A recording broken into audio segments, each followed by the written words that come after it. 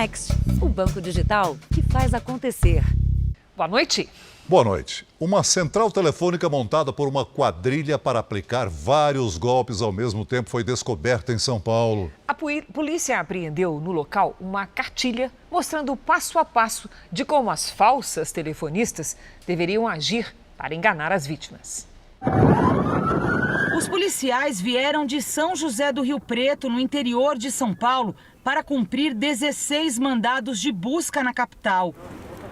A quadrilha, com mais de 200 suspeitos, deixou centenas de vítimas em todo o Brasil.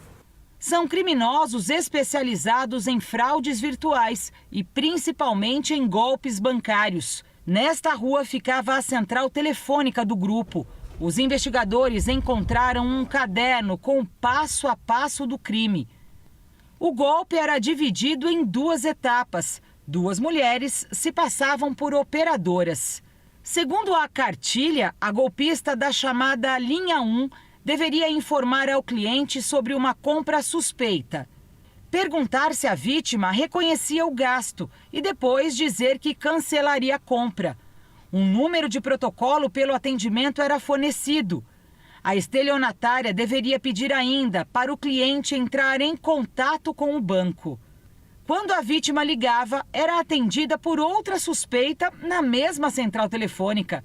Para dar mais credibilidade, a golpista pedia o número de protocolo, explicava que provavelmente houve clonagem do cartão e solicitava os dados pessoais da vítima. Pedem para a vítima quebrar no meio ou cortar o cartão, mas o chip permanece intacto. Com o chip intacto e com as informações coletadas, como senha e etc., eles conseguem fazer os pagamentos e transferências indevidas. A quadrilha contava ainda com um motoboy que fazia a retirada dos cartões nas casas das vítimas. O homem está foragido. A polícia investiga ainda se o grupo criminoso recebia informações sigilosas sobre os clientes. As vítimas são, na maioria, idosos, com limite alto na conta bancária. Há casos que a vítima chegou a perder quantia de R$300 mil. Eles operavam o dia todo aí e eram direcionadas mulheres para esse tipo de função. Já visto que dá um pouco mais de credibilidade aí no atendimento e mais confiança na vítima para passar as informações. Veja agora outros destaques do dia. Senado aprova a proposta que viabiliza Auxílio Brasil de R$ 400. PIB cai pelo 2º trimestre seguido e Brasil entra em recessão técnica. Brasil já registra 5 casos da variante Ômicron. São Paulo cancela a festa de Ano Novo e mantém o uso obrigatório de máscaras. E na série especial, o recomeço de jovens que chegaram ao fundo do poço com as drogas.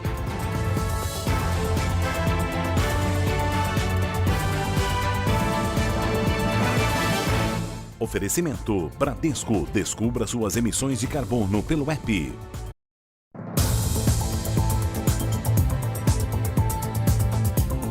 A Marinha encontrou uma bolsa com pertences que seriam de um dos tripulantes do avião bimotor que desapareceu em Ubatuba, em São Paulo, e entre Ubatuba e Paraty, no Rio de Janeiro. As buscas completaram hoje 8 dias. Uma força-tarefa formada por parentes, amigos dos desaparecidos e moradores da região se juntou às buscas. À procura de qualquer sinal de vida ou pistas, eles percorrem matas e ilhas e sobrevoam a região de helicóptero. Imagens do terminal de embarque do aeroporto mostram o copiloto da aeronave, José Porfírio de Brito Júnior, de 20 anos, e o empresário Sérgio Alves Dias Filho, de 45 anos. Os 2 desaparecidos. O corpo do piloto, Gustavo Calçado Carneiro, de 27 anos, foi encontrado no dia seguinte ao acidente. Na quarta-feira passada, o bimotor deixou um aeroporto de Campinas, em São Paulo, com destino a Jacarepaguá, no Rio de Janeiro, mas perdeu o contato com a torre de comando por volta das 9h40 da noite. A FAB informou que já percorreu uma área de mais de 5.700 quilômetros quadrados do litoral e o trabalho continua. Hoje a Marinha encontrou uma bolsa que pode ser de um dos ocupantes do avião. 8 dias depois, ainda não se sabe a causa e nem o local exato do acidente. Especialistas dizem que as condições do mar e do tempo atrapalham o trabalho de resgate e a localização dos destroços. Essa é uma rota considerada perigosa. Nos últimos 10 anos, 7 acidentes aéreos foram registrados na região. Principalmente por causa da mudança de clima muito rápida. É uma região que chove muito, conhecida, é uma das regiões do Brasil onde mais tem precipitação de chuvas, grandes chuvas. Então, esses são pontos complicadores, mas não impeditivos do resgate e da investigação desse acidente. A mãe do copiloto descartou a possibilidade do objeto encontrado hoje ser dele. Minha esperança continua a mesma coisa. Eu não procuro o corpo, eu procuro meu filho. O governo de São Paulo voltou atrás e vai continuar exigindo o uso de máscaras em espaços abertos. Já a capital do estado anunciou o cancelamento da festa de Réveillon na Avenida Paulista. A flexibilização do uso de máscaras estava marcada para a próxima semana. Mas com a disseminação da variante Omicron pelo mundo e a confirmação de pacientes com a mutação em São Paulo, o comitê científico recomendou que o uso do equipamento de proteção siga como obrigatório. O comitê científico reunido ontem estabeleceu a necessidade de seguir a utilização de máscaras em ambientes abertos, ambientes fechados, até que tenhamos segurança absoluta de que é possível fazer uma gradual distensão. O prefeito da capital, Ricardo Nunes, aproveitou para anunciar o cancelamento pelo segundo ano seguido da tradicional festa de Réveillon na Avenida Paulista. A Secretaria indicou que seria importante fazer o cancelamento do Réveillon, porque nós estamos com uma variante nova e não se tem informações precisas, técnicas e científicas com relação a essa variante, então preventivamente está sendo cancelado. A preocupação com a variante também fez o governo adiantar a aplicação da vacina de reforço contra a Covid-19. O intervalo de tempo a partir da segunda dose cai de 5 para 4 meses. Os anúncios foram feitos durante a abertura de um escritório de negócios de São Paulo, aqui em Nova York, nos Estados Unidos. É a 4ª representação do estado ao redor do mundo. O governo já havia estabelecido endereços fixos em Xangai, na China, em Munique, na Alemanha e em Dubai, nos Emirados Árabes. O escritório internacional será voltado para contatos, especialmente com Estados Unidos, Canadá e México. A exigência do passaporte de vacinação aumentou em alguns estados com a confirmação de casos da variante Omicron no país. O Rio de Janeiro ampliou a lista dos locais que serão obrigados a cobrar o comprovante. Eles terão uma semana para se organizar. A medida pegou muita gente de surpresa. O senhor tem a carteirinha de vacinação? Não, tem não. O Fernando tomou as doses da vacina, mas chegou sem a carteira digital. Deu certo baixar o digital? Deu certo, já estava até aqui, mas não estava nem ligado nisso não. Eu liguei para minha esposa, ela me orientou tudo certinho. Já a Raquel não conseguiu. Eu acho desnecessário, né? Eu poderia almoçar tranquilamente, longe de todo mundo, até porque eu sou vacinada, né? Eu só não estou com o comprovante aqui. A partir de hoje, o comprovante será exigido em restaurantes, bares e lanchonetes para clientes sentados em ambientes internos ou em áreas cobertas. Nossa produção percorreu alguns restaurantes do centro da cidade. Na maioria, o passaporte não foi pedido. Precisa apresentar o cartão aqui de vacinação ou não? Não. A medida também passa a valer para hospedagens, incluindo as locações de imóveis por temporada. Para especialistas, a medida é necessária, como já acontece em outros países, para evitar o aumento de casos da doença no Brasil. Como em dezembro e janeiro o fluxo de turistas no Rio é grande, os médicos consideram a exigência uma forma de proteção. O mais importante é a questão, para mim, é a questão das hospedagens, dos hotéis das hospedagens por aplicativos, exatamente para evitar o turismo de pessoas não vacinadas, né, para a cidade do Rio de Janeiro. A cidade do Rio de Janeiro que é um turismo com segurança, né? Desde ontem, a Bahia passou a cobrar o comprovante em unidades de saúde. Aqui no Rio, os estabelecimentos que não se adaptarem poderão ser multados. O mundo ainda tenta entender o comportamento da nova variante do coronavírus. Já se sabe que a Omicron se espalha mais rapidamente que as outras. mas parece menos letal. Também existe um consenso. Só a vacinação global e igualitária conseguiria impedir o surgimento de novas cepas do vírus da Covid-19. Hoje em São Paulo, as duas Marias, a cuidadora de crianças e a de idosos, tomaram a terceira dose. Acabou a amém. Completei, tô livre. Dos 7 países do planeta com mais de 200 milhões de habitantes, só a China vacinou mais que o Brasil em porcentagem da população. O perigo mora nos bolsões de não vacinados. É neles que o coronavírus testa novos formatos, como todo vírus faz, para tentar sobreviver. Depois de um silêncio de praticamente 6 meses ou um pouco mais, a gente vê novamente emergir uma quinta variante de preocupação, que ela fez mutações, se transformou numa variante de maior transmissibilidade. Nos Estados Unidos, apesar da fartura de vacinas, só 58% dos moradores completaram a imunização.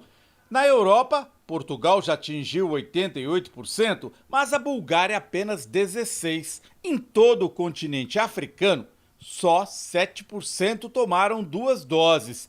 Talvez a grande lição que a Omicron nos traga é que o controle da pandemia passa necessariamente por uma ação global, por uma ação de cooperação entre países e não uma disputa, não uma corrida. As 3 pessoas que desembarcaram no Brasil, vindas da África do Sul e da Etiópia, e que aqui foram diagnosticadas com a nova variante, a Omicron, já estavam vacinadas. E o que pode ser uma boa notícia, nenhuma delas apresentou sintomas da doença.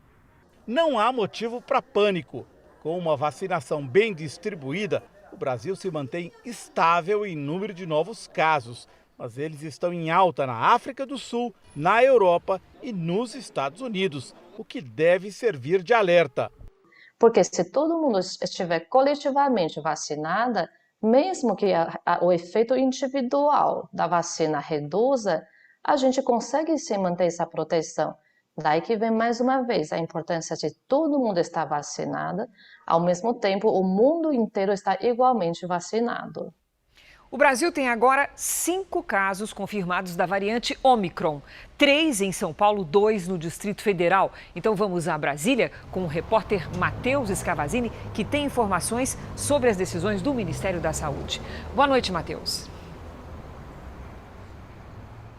Boa noite, Cris, Celso. O Ministério da Saúde anunciou que vai aumentar a vigilância sobre a doença com um reforço de pessoal na área responsável pela identificação da variante. Já o Tribunal de Contas da União recomendou que o governo exija cartão de vacinação de todos os passageiros que desembarcarem no Brasil. O ministro da Saúde, Marcelo Queiroga, afirmou que todas as recomendações do TCU costumam ser atendidas. Quanto aos casos registrados no Distrito Federal, os 2 homens vieram da África do Sul em um voo que chegou ao Brasil no último sábado. Os 2 estão em isolamento, um deles com sintomas leves da doença, o outro assintomático. Cris, Celso. Obrigada, Matheus. A Organização Mundial da Saúde recomendou que as pessoas de grupos de risco e aquelas que não estejam vacinadas contra a Covid adiem viagens para áreas em que há disseminação da variante Omicron. Para conter os casos, países têm adotado diversas restrições. Na Alemanha, por exemplo, as restrições para os não vacinados estão aumentando. Na Alemanha, quem não recebeu o imunizante contra a Covid está proibido de entrar em bares, restaurantes, igrejas e comércio não essencial. O anúncio foi feito pela chanceler Angela Merkel e o futuro chanceler do país, Olaf Scholz. Eles concordam com a possibilidade de tornar obrigatória a vacinação na Alemanha. A medida vai para a votação no parlamento e pode se tornar lei em fevereiro. Apenas cerca de 70% da população do país foi totalmente imunizada. Hoje, a presidente da União Europeia pediu um debate entre líderes do bloco sobre a possibilidade de tornar a vacinação obrigatória em todo o território. Na África do Sul, os casos praticamente dobraram em um único dia, o que reforça a teoria de que a nova cepa seja mais transmissível. Após dezenas de países adotarem a suspensão de voos do sul do continente africano, o secretário-geral da ONU, Antônio Guterres, fez duras críticas à medida. Ele considerou as proibições inaceitáveis e afirmou que isso lembra o apartheid, regime de segregação racial vivido na África do Sul. Para ele, há protocolos para realizar viagens em segurança. O Ministério das Relações Exteriores está consultando as companhias aéreas sobre a possibilidade de fretar uma aeronave para repatriar brasileiros retidos no continente africano, sobretudo na África do Sul. De acordo com o portal R7, a estimativa do Serviço Consular Brasileiro em Pretória é de que cerca de 280 brasileiros estejam nessa situação por conta da variante Ômicron. Veja a seguir, a proposta que viabiliza pagamento do Auxílio Brasil foi aprovada no Senado, mas voltará à Câmara. E na série especial, relatos de adolescentes que tiveram o primeiro contato com a droga ainda crianças e conseguiram se recuperar.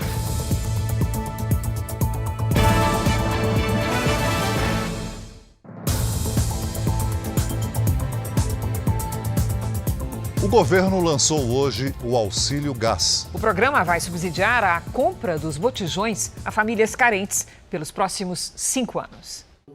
O lançamento foi em Brasília, com a participação do presidente Bolsonaro. A ajuda será concedida às famílias inscritas no Cadastro Único para Programas Sociais e às que tenham entre seus membros quem receba o benefício de prestação continuada. A cada 2 meses, essas famílias terão direito a um valor equivalente à metade do preço médio do botijão de 13 quilos. Dados da Agência Nacional do Petróleo, coletados entre 21 e 27 de novembro, mostram que o preço médio do botijão estava em R$ 102,60. Com o Auxílio Gás, esse é mais um dos pontos que faz com que nós possamos superar as consequências, inclusive, dessa pandemia, que traz ao Brasil o que está trazendo para o mundo, um processo internacional de inflação, um processo muitas vezes que faz desabastecer os mercados. O Brasil, por ser essa potência de alimentação, graças a Deus, ainda não sofre com o desabastecimento. O presidente também regulamentou por decreto o Alimenta Brasil, programa de aquisição de alimentos de produtores rurais familiares, extrativistas, pescadores artesanais, povos indígenas e demais populações tradicionais. No discurso, Bolsonaro comentou a aprovação da PEC dos precatórios no Senado. Não existe aquela história que o governo federal vai deixar de fora os mais humildes. Então ganha o Brasil, nos dá uma folga no orçamento para, inclusive, mais que dobrar o valor do ticket médio do antigo Bolsa Família, atual Auxílio Brasil, de R$ 192 para R$ 400. O presidente também criticou a exigência de vacinação para entrar em espaços públicos e privados. A liberdade de se vacinar é de cada cidadão brasileiro, no que depender do governo federal. O novo ministro do Supremo Tribunal Federal, André Mendonça, toma posse no dia 16 de dezembro, véspera das férias do Judiciário. André Mendonça foi recebido hoje pelo presidente do Supremo, Luiz Fux. O novo integrante da corte ficará com os mais de 900 processos que eram relatados pelo ministro aposentado, Marco Aurélio Mello. Mendonça assumirá a relatoria de temas polêmicos, como o pedido de bloqueio de perfis de apoiadores do governo nas redes sociais e a prisão após condenação em segunda instância. O ministro também terá de reformular 16 votos de Marco Aurélio, que perderam a validade por decisão de Luiz Fux. O presidente Jair Bolsonaro comemorou a aprovação do indicado. Tínhamos um compromisso de um evangélico no Supremo, mas, obviamente, um evangélico com uma enorme capacidade e conhecimento jurídico. Então, agradeço aos senhores senadores, o voto foi secreto, mas agradeço aos senhores senadores pela aprovação e pelo entendimento que o André é uma pessoa adequada para ser um ministro que não abrirá mão de jeito nenhum de defender a nossa Constituição, a nossa democracia e a nossa liberdade.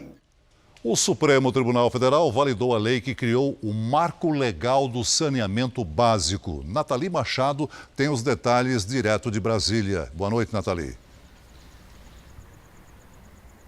Boa noite, Celso. Boa noite, Cris. Boa noite a todos. A maioria dos ministros derrubou 4 pedidos que questionavam o marco legal do saneamento que foi aprovado pelo Congresso no ano passado. Os autores das ações dizem que a aplicação da participação de empresas privadas no setor poderia prejudicar o acesso da população a serviços de tratamento de água e esgoto, já que as empresas poderiam dar mais importância às cidades mais ricas. Só que os ministros da Suprema Corte entenderam que essa alteração vai ampliar o acesso a políticas essenciais para a saúde da população. E pelas metas do marco legal do saneamento, até 2033, 90% das residências devem ter tratamento de esgoto e também a expectativa é que 99% da população tenha acesso à água potável em casa.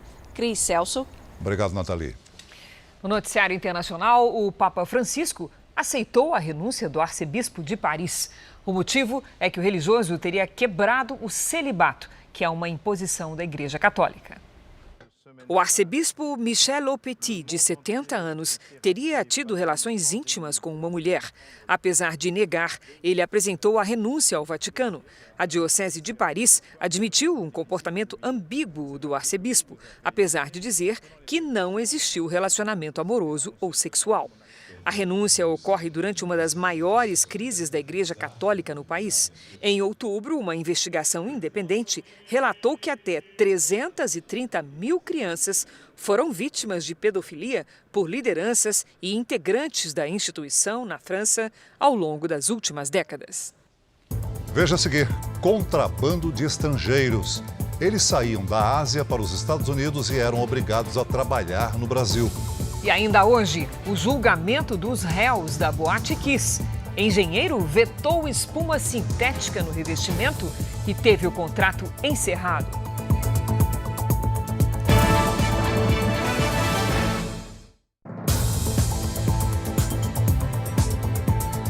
Uma operação da Polícia Federal prendeu 7 pessoas suspeitas de fazerem parte de um esquema de tráfico de pessoas. As vítimas saíam da Ásia para tentar entrar ilegalmente nos Estados Unidos, mas antes eram obrigadas a trabalhar aqui no Brasil.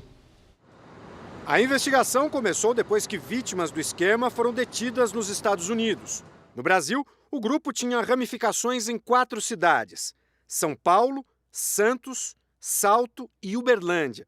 Os presos fariam parte de um esquema em que pessoas saíam do sul da Ásia para tentar entrar ilegalmente no território norte-americano. A operação recebeu o nome Laços de Sangue, porque as famílias que permaneciam no país de origem ficavam responsáveis por quitar as dívidas com a quadrilha. Segundo a Polícia Federal, a viagem custava em média R$113 mil e era dividida em 2 parcelas. A primeira, de Bangladesh ao Brasil. O imigrante ficava aqui até conseguir o restante do valor, para só então fazer a segunda parte da viagem, do Brasil até os Estados Unidos. Os criminosos tentavam facilitar a chegada dos imigrantes ao destino. Um pedido fraudulento de refúgio humanitário era feito aqui no país. Uma advogada e o marido, que foram presos, eram responsáveis por esse processo. Ela e o marido orientam esses migrantes sobre o que eles devem fazer para conseguir o refúgio. E enquanto você está aqui na condição de refugiado, você consegue a sua documentação, transforma em autorização de residência. Com essa autorização de residência, ele fica aqui um tempo, ganha dinheiro e paga o outro pedaço da viagem. De acordo com a Polícia Federal, desde 2019, essa advogada cuidou da documentação de 170 imigrantes. Mas o esquema existe há pelo menos 12 anos. O homem considerado um dos maiores ladrões de bancos do país foi preso em São Paulo. Alaelson Cruz Brandão, conhecido como Careca, morava num sítio com a mulher e a filha. Segundo a investigação, o criminoso é especialista em roubo a joalherias e ataques a caixas eletrônicos. No local, os policiais também apreenderam 3 carabinas. Careca já foi condenado a mais de 100 anos de prisão. O PIB brasileiro caiu pelo 2º trimestre consecutivo e agora o país está em recessão técnica. Apesar do resultado ruim, a economia deve encerrar o ano com um crescimento de 4,5%. No fogão, o Zé pilota as 5 frigideiras ao mesmo tempo, enquanto o Romilson frita acarajé sem parar. No almoço, são cerca de 200 clientes por dia. O movimento aqui já lembro de antes da pandemia. Passamos um perrengue muito grande por muito tempo, mas voltou e voltou com muita força. No terceiro trimestre, o setor de serviços cresceu 1,1%. O que explica essa retomada de serviços é basicamente essa reabertura econômica, né? O avanço da vacinação permite que vários serviços que sofreram muito durante a pandemia agora tenham uma recuperação mais favorável. Esse avanço da recuperação dos serviços não foi suficiente para evitar que a economia como um todo piorasse. O recuo na comparação com o segundo trimestre foi de 0,1%, resultado do desempenho dos outros setores. A indústria não conseguiu crescer e foram meses ainda mais difíceis para a agropecuária, com safras menores de produtos importantes. Efeito do clima em lavouras de café, algodão, cana-de-açúcar. Mas para o economista Maílson da Nóbrega, que foi ministro da Fazenda, o recuo do PIB também é consequência de problemas mais antigos. A causa básica da mediocridade da economia brasileira é a estagnação da produtividade. E por que isso acontece? Tem também uma série de fatores. Eu diria que o principal deles é o sistema tributário caótico que o país tem, particularmente no campo do consumo. A alta em relação ao terceiro trimestre de 2020 é de 4%, mas a comparação é com um ano muito afetado pela pandemia. Para os especialistas, a inflação e juros altos podem comprometer o resultado do ano que vem. O crescimento mundial vai passar de 4% no próximo ano, o nosso vai ser 0,5%, raquíticos 0,5%, e talvez até uma recessão mesmo, né? O país tem mostrado que tem muita dificuldade em alçar aí ritmos de crescimento mais elevados. Vamos agora com a opinião de Augusto Nunes. Boa noite, Augusto.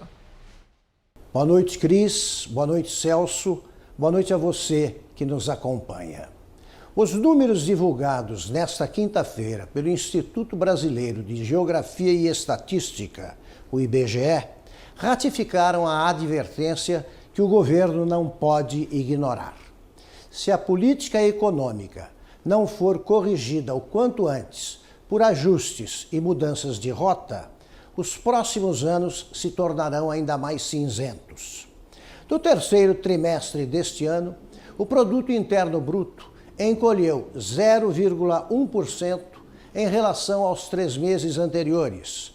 Esse segundo tropeço consecutivo colocou o país em recessão técnica. Os animadores resultados colhidos no setor de serviços não foram suficientes para neutralizar os efeitos de outros números negativos. Por exemplo, a queda de 8% na agropecuária, ou o recuo de quase 10% nas exportações de bens e serviços. Os efeitos da pandemia de Covid-19, é verdade, afetaram o mundo inteiro e não pouparam o Brasil. Mas a identificação dessa e de outras causas da preocupante situação econômica nacional de nada adianta se não forem adotadas imediatamente medidas de combate às consequências. A proposta de emenda constitucional dos precatórios foi aprovada no Senado por 61 votos a 10. Celso, como houve modificações feitas pelos senadores, o texto voltará à Câmara dos Deputados. O projeto torna possível o pagamento do Auxílio Brasil de R$ 400. O líder do governo no Senado, Fernando Bezerra, destacou o valor do Auxílio Brasil, que será maior do que o do Bolsa Família. Pelo anterior programa, denominado de Bolsa Família, a média do recebimento era de R$ 189. E a partir da instituição do Auxílio Brasil e, sobretudo, com a possibilidade de aprovação dessa PEC, nós estaremos viabilizando uma ajuda de, no mínimo, R$ 400 para as famílias mais pobres do nosso Brasil. De forma particular, senhor presidente, nós vamos elevar para 17 milhões com a votação da medida provisória. Esse cadastro poderá ser ampliado para até 20 milhões de famílias. Para conseguir o apoio dos senadores e aprovar o projeto, foi preciso ceder em alguns pontos. Um deles, o Auxílio Brasil será um programa permanente, não será pago apenas no ano que vem. Até 2026, o dinheiro que sobrar no caixa do governo será direcionado ao pagamento de benefícios sociais, entre eles a Previdência. O total de recursos que o governo pode usar está na lei do teto de gastos. A PEC dos precatórios muda o cálculo dessa lei. Agora, a conta será feita de janeiro a dezembro do ano em vigor. Como a inflação em 2021 é maior que a do ano passado, a quantia de recursos disponíveis vai subir. Os precatórios que dão nome à proposta são dívidas do governo que tiveram pagamento determinado pela Justiça.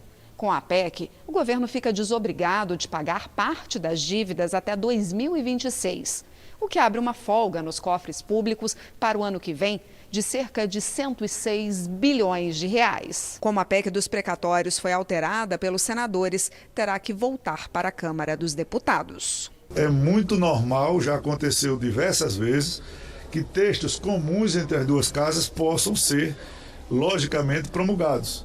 E o que não for possível, nem entendido como emenda de redação, tem que ter uma avaliação. Não há uma supremacia de uma casa com relação à outra. Até que os textos sejam iguais, a PEC continuará sendo votada. O que não for comum terá que ir para a CCJ, no mínimo de 10 sessões, no mínimo, e depois vir a plenário. Então, eu não creio que esse ano o que não for comum possa ser votado. O mercado operou com otimismo. Os especialistas dizem que o motivo é a aprovação da PEC dos precatórios. Tanto é assim que o Ibovespa, o índice da Bolsa de Valores de São Paulo, subiu 3,66%, a maior alta do ano. O dólar teve uma pequena queda de 0,21% e encerrou o dia negociado a R$ 5,66. A Polícia Federal concluiu as investigações e responsabilizou um navio petroleiro de bandeira grega pelo vazamento de óleo, que atingiu a costa brasileira entre 2019 e 2020. O vazamento de 5 mil toneladas de óleo atingiu 11 estados, a maioria na região Nordeste. Milhares de animais morreram e a pesca ficou prejudicada. Além da empresa responsável pelo desastre, o comandante da embarcação e o chefe de máquinas também foram indiciados por crimes de poluição, descumprimento de obrigação ambiental e dano a unidades de conservação. Os custos para a limpeza da água e recuperação das praias atingidas passou dos 188 milhões de reais. A Bahia e o Tocantins, estados que passaram por seca severa, terminaram novembro com chuva acima da média e começaram o mês de dezembro com temporais. Vamos conversar com a Mariana Bispo sobre esse assunto. Mari, a tendência é essa chuva continuar? Boa noite. Sim, Cris, boa noite para você, Celso, a todo mundo que está acompanhando a gente aqui no JR. Esse padrão de nuvens espalhadas pelo centro-norte do Brasil vai se repetir na maior parte do mês de dezembro. Toda essa região em azul aqui do mapa, que vai desde o Rio de Janeiro até o Amazonas, vai registrar novamente chuva acima do normal. Já nos estados do sul, além de São Paulo, Mato Grosso do Sul e Roraima, tempo mais seco. Neste fim de semana, uma circulação de ventos do mar mantém as nuvens carregadas em todo o Nordeste. Atenção, porque ainda há alto risco de deslizamentos entre o sul da Bahia e o Sergipe. No Tocantins e no oeste baiano, chance de transbordamentos. Entre o Espírito Santo e o Amazonas, chove a qualquer hora do dia amanhã. Já nas áreas claras do mapa, aí sim, tempo firme e quente. No Rio de Janeiro, máxima de 28 graus. Em Cuiabá, faz 33. Em Maceió e em Manaus, 32 graus. Em Fortaleza, 34 graus. Em São Paulo, a sexta-feira vai ser de tempo firme, faz 25 graus. Celso. A Josimara, da cidade de Novo Airão, no Amazonas, quer saber como fica o tempo por lá, Mari. Oi, Josimara, boa noite para você. Mais chuva amanhã aí em Novo Airão. Até segunda-feira chove a qualquer hora do dia, máximas entre 28 e 30 graus. E a Michele pergunta quando Porto Alegre, capital do Rio Grande do Sul, vai ter uma chuva significativa por lá. Respondendo aos nossos recadinhos de ontem, mandou um grande beijo para nós, viu? Michele, muitíssimo obrigada. A chuva volumosa chega entre domingo e segunda-feira. As máximas ficam entre 28 e 32 graus. A gente espera a sua participação aqui no nosso Tempo Delivery, ao vivo do Jornal da Record. Mande sua mensagem pelas redes sociais com a hashtag Você no JR. E a gente agradece o carinho, né, Mari? Com certeza. Até amanhã. Até amanhã, Mari. Veja a seguir, festa em Minas. Depois de 50 anos, o Atlético Mineiro é campeão brasileiro. E na série especial, adolescentes que buscam na família o apoio para deixar as drogas.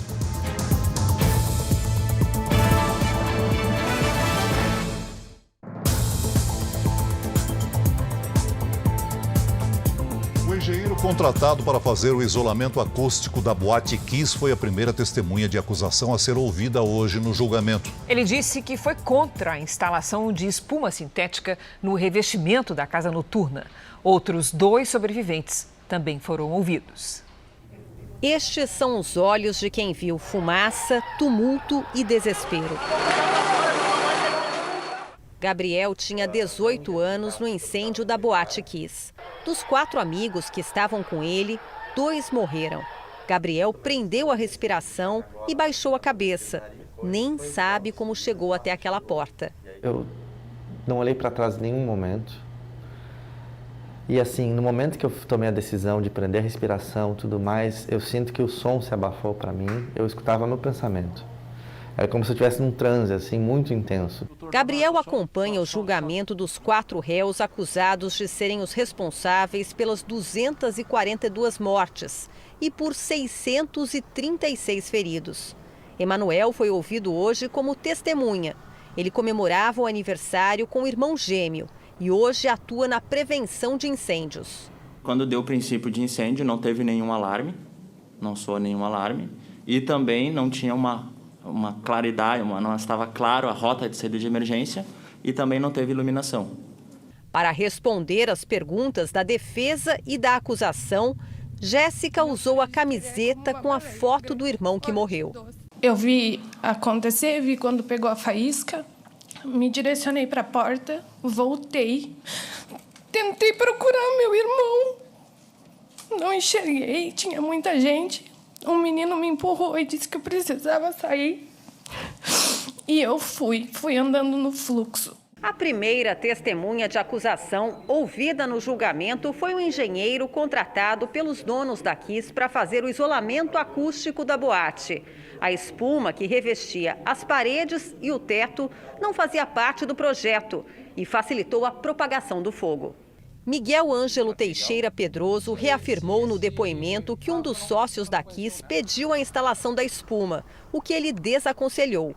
Depois, a prestação de serviço do engenheiro para a boate foi encerrada. Só um leigo ignorante na área é que poderia achar que espuma seja conveniente dentro de uma boate. As chamas que consumiram a boate deixaram marcas no corpo e na vida da Kellen. Ela foi a primeira a ser ouvida pelo júri ontem. Que ele se sentiu impotente, que as pessoas tinham que entender a dor dele. Quem tem que entender a dor é principalmente vocês, os réus. A dor nossa, que a gente vem passando esses 8, 9 anos, que a gente sente na pele, que a gente sente aqui, dentro do coração também. Voltar hoje ao tribunal para acompanhar outros depoimentos é para Kellen um compromisso com as famílias, com os sobreviventes e com aqueles que não tiveram a chance de estar aqui. A dor que nós sentimos, e sentimos desde lá há 8 anos, ela só vai amenizar se houver a condenação. Em Goiás, a polícia ouviu um homem que pode ter dado carona ao suspeito de ter matado 3 pessoas no interior do estado. O portal R7 conseguiu levantar com exclusividade mais um crime do passado de Wanderson. As buscas estão concentradas na zona rural do município de Gameleira, distante 100 quilômetros de Corumbá de Goiás, onde os crimes aconteceram, e a 50 quilômetros de Abadiânia, onde o criminoso teria sido visto pela última vez. Um motociclista disse que era bem cedo quando deu carona para um homem que pedia ajuda na estrada, até que o Anderson teria pedido para ficar exatamente neste local. Foi aí que a testemunha reconheceu o criminoso. As tatuagens teriam feito com que o motociclista notasse que se tratava do fugitivo. Ele já foi ouvido pela polícia. As informações são importantes para que a força-tarefa identifique a rota de fuga do criminoso. Este taxista, que não quer ser identificado, conta que na segunda-feira levou o Anderson até a Abadiânia. Não estava sabendo de nada, estava carregando um passageiro normal. E durante a viagem começou a chegar mensagem no meu telefone, né? Mas só que eu não abri. O portal R7 teve acesso com exclusividade a um boletim de ocorrência que conta mais um crime de Anderson. Em novembro do ano passado, ele foi preso por matar e roubar um taxista em São Gotardo, em Minas Gerais. O documento mostra que o Anderson cometeu o crime com 3 comparsas. O Anderson foi solto pela justiça 4 meses depois. Enquanto o fugitivo não é pego novamente, o clima de terror se espalha pela região. Medo dele vir, pular para dentro, fazer os outros reféns, né? Futebol. O Atlético Mineiro é campeão brasileiro de 2021. O time venceu o Bahia de virada por 3-2. A equipe volta a levantar a taça depois de 50 anos. Esse é o segundo título brasileiro da história do Atlético. A primeira vez foi em 1971. E agora a torcida apaixonada do Galo volta a comemorar. A cidade praticamente parou a partir das 6 da tarde, horário do jogo de hoje. O Bahia chegou a abrir 2-0 e a torcida ficou meio apreensiva. Mas o Atlético virou a partida em apenas 5 minutos. Hulk marcou de pênalti e Keno, 2 vezes, fizeram os gols da vitória mineira. Foi uma explosão de alegria no momento em que o jogo acabou. Geralmente começa só com um gole. Pode ser até mesmo dentro de casa, de forma inocente, mas num organismo em desenvolvimento é uma faísca que pode se alastrar. Entre os adolescentes do Brasil, metade já experimentou algum tipo de bebida alcoólica. Muitos seguiram em frente para outras drogas. Um caminho de difícil retorno.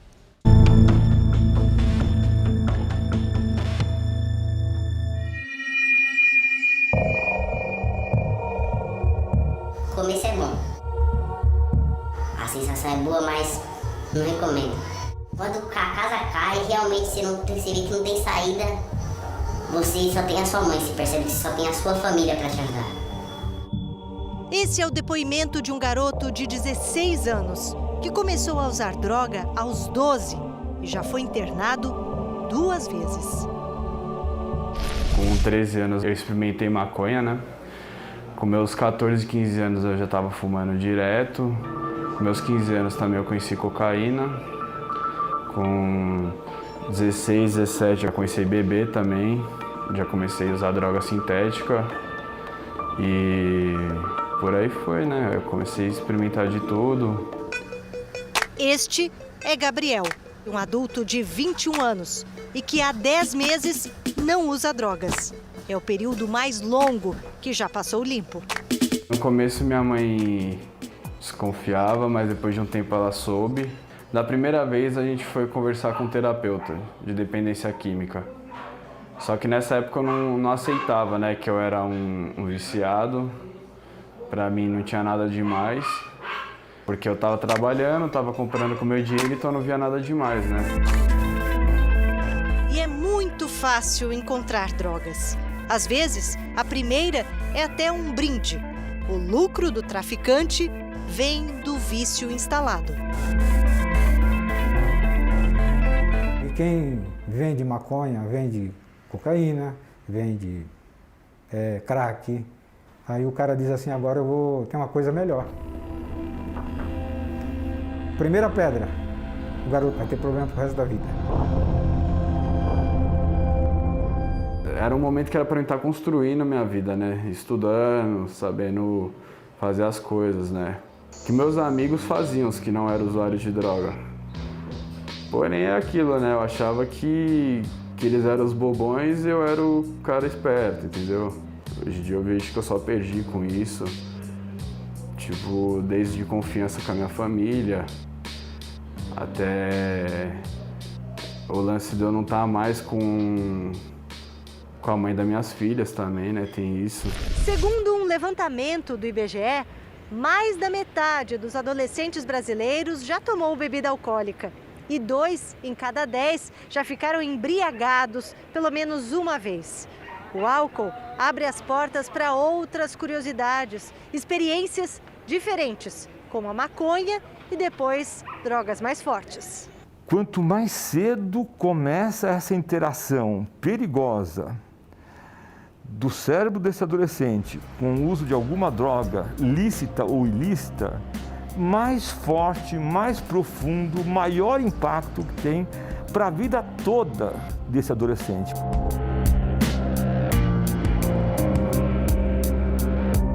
A história desse menino começou com uma dificuldade em se encaixar na escola. E foi num grupo de amigos que ele começou a usar maconha e depois cocaína. Começa, não vai dar nada, não dá em nada isso aqui, não vai mudar minha postura, eu sou viciado. Mas quando tudo aquilo que você tinha, você decide parar ou você não consegue mais fazer, as pessoas se afastam, te olham com outro olhar. A mudança do garoto desestruturou a vida da mãe. Eu saía para trabalhar, ele ficava em casa e ele começou a sair. Provavelmente para acompanhar esses amigos que ele fez na escola. E ele voltava antes de eu chegar e ia dormir. Provavelmente estava sob efeito da droga. Então começaram-se as discussões, as brigas. Tudo que ele vestia, ele saía e voltava sem, para trocar por droga. Como medida extrema, ela colocou o filho para fora de casa. Eu tinha feito o que eu podia, eu tinha recorrido a tudo